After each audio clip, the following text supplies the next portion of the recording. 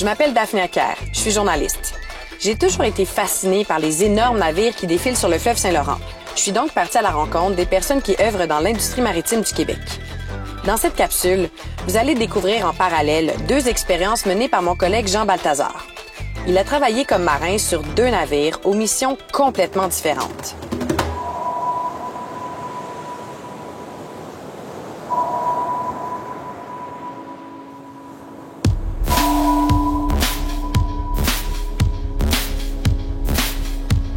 Ça, c'est le premier navire sur lequel Jean va travailler comme assistant mécanicien. On découvrira avec lui la complexe salle des machines du pétrolier. Durant les 3 jours où Jean sera à bord, l'équipage va traverser le fleuve Saint-Laurent et les Grands Lacs pour transporter du pétrole lourd jusqu'à Détroit.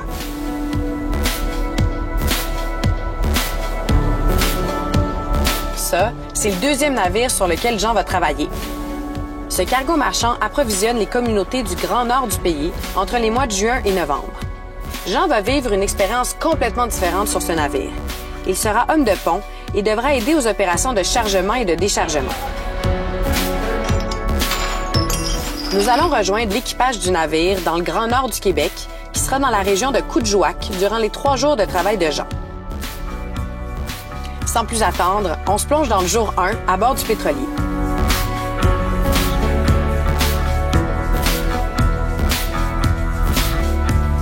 C'est le mois d'août. On se rend au port de Montréal pour embarquer sur le navire Damia Desgagnés, qui s'apprête à lever l'ancre. Jean se rend tout droit à la salle des machines pour entamer son premier quart de travail comme assistant mécanicien. Salut! Bonjour! Moi, c'est Jean. Salut, moi, c'est Alexandre. Lui, c'est un des officiers mécaniciens du navire que Jean va suivre durant les 3 prochains jours. C'est mon premier quart de travail. Qu'est-ce que tu avais en tête? Aujourd'hui, c'est sûr, on va faire une grande tournée. Ce qui est très important en début de quart, justement, c'est d'aller se promener pour visualiser qu'est-ce qui pourrait nous faire défaut pendant notre quart. On commence par quoi? On commence par le premier pont. Oui, OK, good.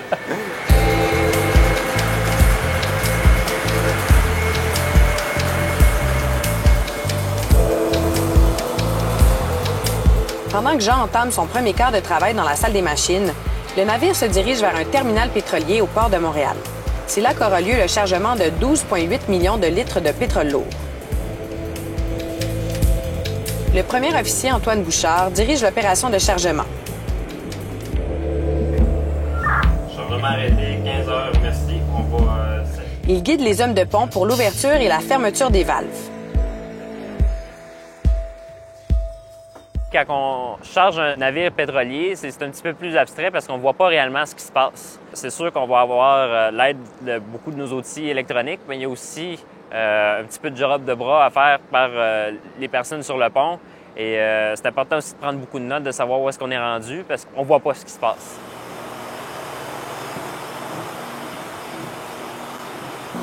On va mettre l'entonnoir à l'intérieur. On va vérifier le niveau avant. Il est déjà chaud. Alex m'avait préparé un bon plan de match. On avait quand même quelques tâches physiques que j'étais capable de faire là, parce que, évidemment, c'est ça, je suis pas mécano de profession. Fait que c'était parfait pour ça. Aujourd'hui, avec Jean, je me suis concentré en premier lieu sur un travail important puisque le système de pale orientable manquait d'huile. On a eu une alarme ce matin. Ça a très bien été. Pas très compliqué. Et puis ensuite, on était un petit peu plus compliqué après le changement d'huile du compresseur. C'est plus difficile puisque l'accessibilité est plus difficile. Quelque part, on peut voir la débrouillardise et puis il s'en est bien sorti. Bien, je me suis senti poche dans comme dévisser des affaires, puis ça paraît calme, mais tu sais, j'ai tout le temps de la misère comme anti-horaire, horaire, à comme savoir, fait que j'ai l'air un peu incompétent sur le coup. Tu sais, des fois, je tourne dans le beurre, puis là, je suis comme, ah non, c'est de l'autre bord. Je pense que je vais pogner la twist, mais pour l'instant, je pense que j'ai l'air pas super, là. On se transporte maintenant dans le Grand Nord québécois pour le premier jour de travail de Jean sur le Sedna Desgagnés. C'est la fin du mois de septembre qu'on arrive à Coudjouac. Ici, c'est le début de l'hiver. On se rend rapidement à la plage où se trouve une partie de l'équipage. Il n'y a aucune installation portuaire dans le nord du Québec. Et à cause de la particularité de la rivière, le navire s'est ancré à plus de 30 km du village. Les conteneurs sont mis sur des barges et des petits bateaux remorqueurs se chargent du voyagement jusqu'à la rive.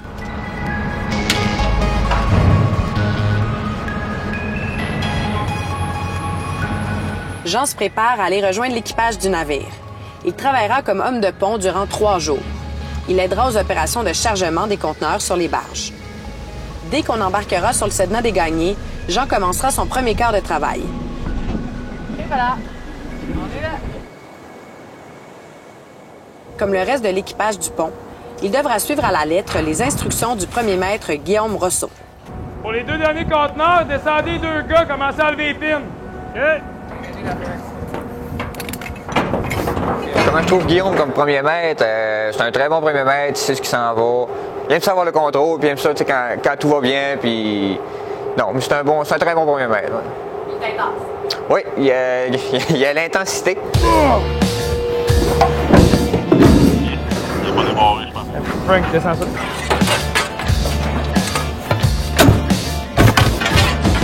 Marc, tu vas mes étendre ici, s'il te plaît? Là, puis là, c'est ce camion-là qui débarque. Je peux commencer à te faire empiler sur le 2 de haut? Attention, Laurent! Ça prend de l'intensité pour quand... Si on veut que ça aille bien, si on veut que tout se déroule bien, ça prend une certaine intensité, puis je crois qu'il l'a bien, oui. Lui, c'est Olivier. Il va assister Jean durant les opérations sur le pont. Il fait partie de l'équipe des débardeurs, qui n'ont pas tout à fait le même rôle que les matelots. Nous, on n'a pas de formation de l'Institut maritime, mais c'est ça, on n'est pas autorisé non plus à toucher tout ce qui a trait aux bateaux, c'est-à-dire les amarres, les ancrages, etc., etc. On s'occupe vraiment, nous, les débardeurs, seulement du cargo qu'on décharge. Pendant que l'équipage s'active sur le pont, le capitaine, lui, monitore l'évolution des marées. Dans le nord, les marées sont si hautes qu'elles affectent énormément le courant de la rivière qui mène à Coudjouac. On a vu des courants jusqu'à 11-12 nœuds, c'est-à-dire à peu près 18 km dans ce coin-là, 20 km. Puis les courants, c'est pas en ligne droite, hein, ça varie comme ça. Alors, il faut que tu prennes compte de ça. Quand le remorqueur remonte au village, il prend la marée montante. On se donne un timing pour qu'eux puissent partir une fois que la barge est pleine, puis qu'ils peuvent revenir à la marée descendante, qu'on recommence à les charger après. Donc, ça implique des heures de travail complètement farfelues. Matin de bonne heure à 3 heures du matin, tu te recouches pour à 8 heures, 9 heures, tu te relèves à 2 heures. C'est assez épuisant pour les gars. C'est pas ça longtemps. Surtout qu'on est parti depuis le mois de juin, puis on a fait ça dans plusieurs villages. Rendu au mois d'octobre, il fait moins beau, les nuits sont longues, il fait plus fret. Ils l'ont tough.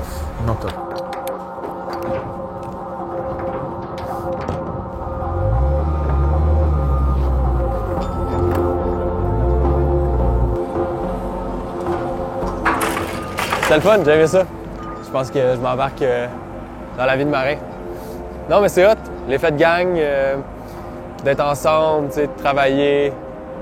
C'est quand même... eux sont habitués, mais pour moi, c'est quand même stressant. C'est des grosses charges. Je veux tout le temps m'assurer que j'ai bien clippé mes affaires parce que je veux pas être la personne qui fait mal ses affaires, puis là, il y a une charge qui tombe ou quelque chose de même. Fait que... non, ça m'a donné un bon thrill, j'ai aimé ça.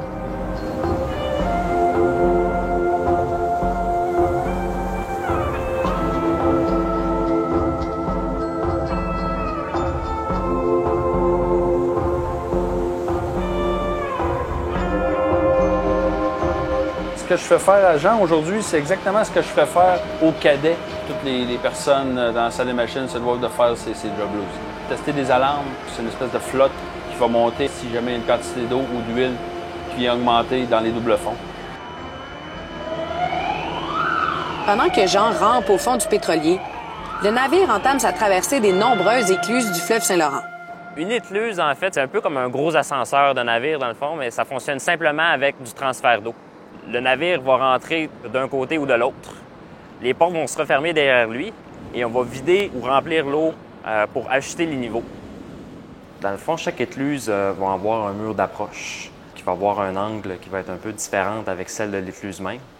Donc, le navire va vraiment s'approcher du mur, se sortir là derrière et glisser le long du mur jusqu'à l'entrée de l'écluse. Donc, oui, c'est une manœuvre qui est assez difficile. Les écluses sont loin d'être le seul défi de navigation sur la voie maritime du fleuve Saint-Laurent. The first thing you have to have is a local knowledge. And then it's a very narrow waterway. full of rules and regulation. You have to know them. I would say not the easiest place to be. It's more challenging than any other place. Maintenant, ici on est devant la chaloupe de sauvetage.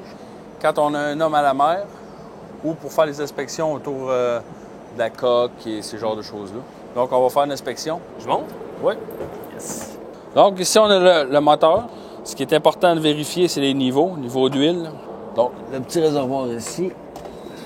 Ici, la courroie. Tu viens de finir ta deuxième journée. Ouais. Ça fait-tu du bien d'être dehors un peu? Ouais, c'est quand même tough, ça, cet aspect-là. On y pense pas, mais quand tu es officier dans la salle des machines, tu es constamment dedans. Fait que, à part une petite caméra, tu vois pas le soleil, ou en tout cas, tu n'es pas dehors. C'est sûr qu'il fait chaud aussi beaucoup. Là, je me suis pas vraiment habitué parce que j'ai seulement fait 2 quarts. Mais c'est des aspects que si j'avais à devenir officier mécanicien, je trouverais vraiment difficile. T'sais, toutes les connaissances qu'ils ont, puis savoir quoi faire avec ça, quelles pièces utiliser. Ouais, c'est impressionnant. C'est ça qui moi, je trouve fascinant. C'est des trucs que j'ai jamais vus dans ma vie. T'sais, j'aime ça parce que c'est un environnement qui change un peu tout le temps.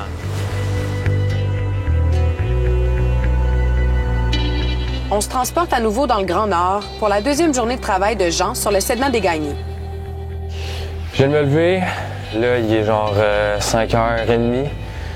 Comment ça fonctionne, c'est qu'avant chaque chiffre, je vais rejoindre Guillaume, le premier maître, directement sur ça s'appelle le poop deck, à l'arrière du bateau. On se fait tout le temps un petit meeting de 15 minutes. Fait que là, c'est la première étape, puis après ça, on part. OK. Je vais envoyer Richard et Marc-Étienne pour le général sur avant. Donc, on ne part pas ce soir parce que les autres font la livraison. Tu vas nous aider à signer? Ouais. On fait attention. On va faire ça.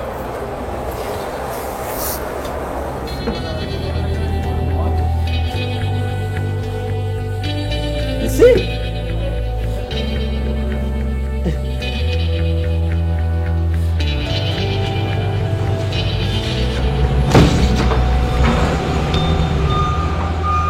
J'ai toujours eu dans cette mentalité qu'il faut pousser, il faut travailler, il faut performer, il faut bien performer. Il faut que tout le monde soit fier de notre travail. Fait que j'aime ce que je fais, des opérations du Nord. Pas pour rien que je reviens à tous les années. C'est quelque chose que je prends à cœur, puis c'est quelque chose de manuel. Puis c'est vraiment ce qu'il y a de plus rassembleur, je trouve, sur tous les navires qui existent. Ici, le Nord, ça doit être du monde qui savent déjà travailler, puis ils sont ici pour apprendre à travailler le travail du Nord. Il y a tellement à apprendre qu'avoir une base de travail déjà, c'est un nécessaire. Il faut que tu sois discipliné, que tu aies de gérer un peu tes heures de sommeil, que ça devient difficile de synchroniser avec les marées, tout ça. Fait on demande faut que les gars poussent à 110 % tout le temps. Ouf, c'est quand même une vraiment longue journée. Ce matin, on s'est levé, on a fini le cargo. Il restait une barge à charger, là, pas beaucoup de choses dans la cale.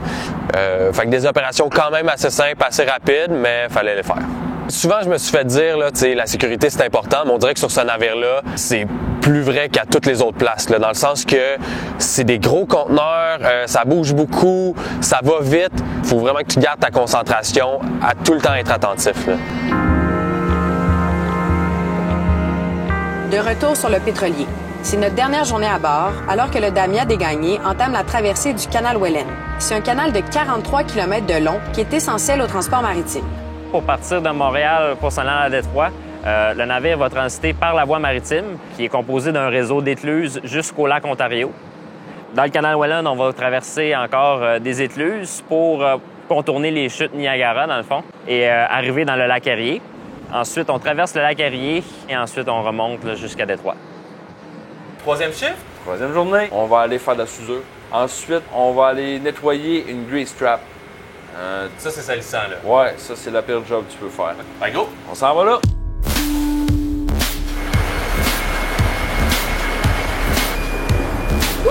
Montez l'exemple! Double lunette!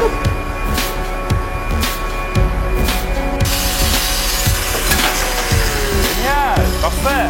Là, on va faire un montage fictif. J'ai besoin de souder ça ici. OK? Tu tournes la poignée. Ça se à l'intérieur. Faut que tu changes ton casque pour un casque de soudeur. Va plus proche. Rentre dans le métal. Faut pas que tu ailles trop vite. pas que t'es trop fort. Pour un débutant, c'est génial. Je vous retrouve avec Jean. Pour vrai, je suis vraiment content de l'avoir eu pendant ces 3 jours-là parce que, sincèrement, là, moi, je le prendrais comme assistant. T'sais, il est très intéressé.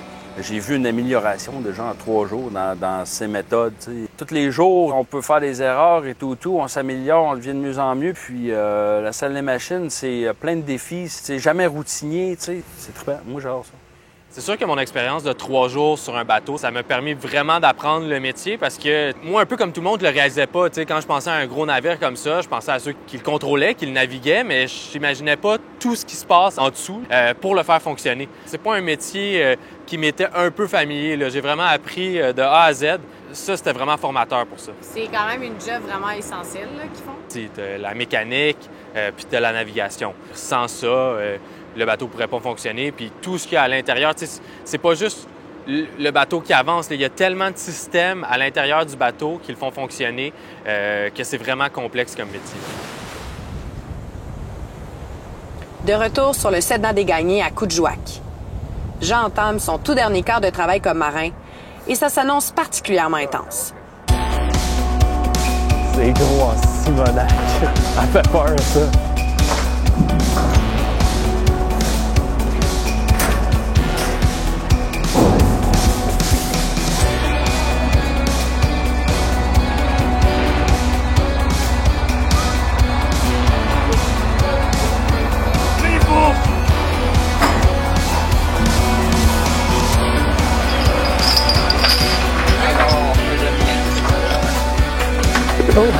Allez!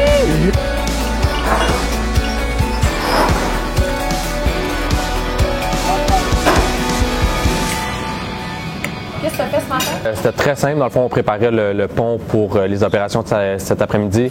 Dans le fond, toute la machinerie revient de la plage, puis on va monter les barges et les remorqueuses sur le pont. Fait que là, on vient de finir avec la cale, on a fermé le pont. Là, c'est les 2 gros morceaux qui rentrent, 2 fois 130 tonnes. Ils font ça à 2 grues, là. Ça va être vraiment intense. Ça va être vraiment intense.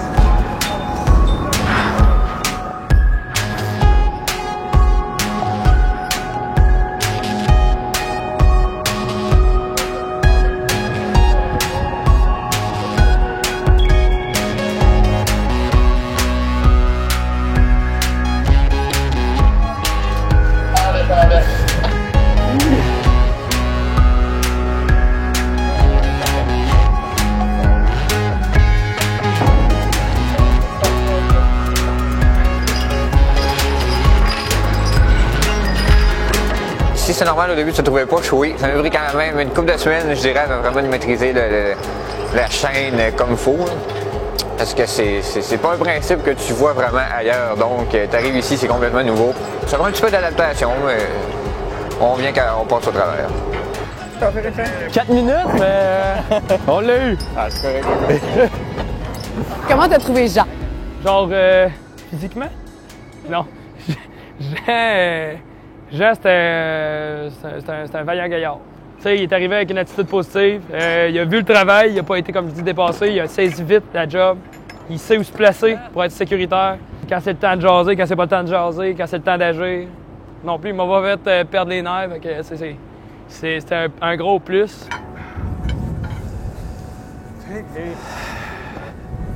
Ciao, Mike.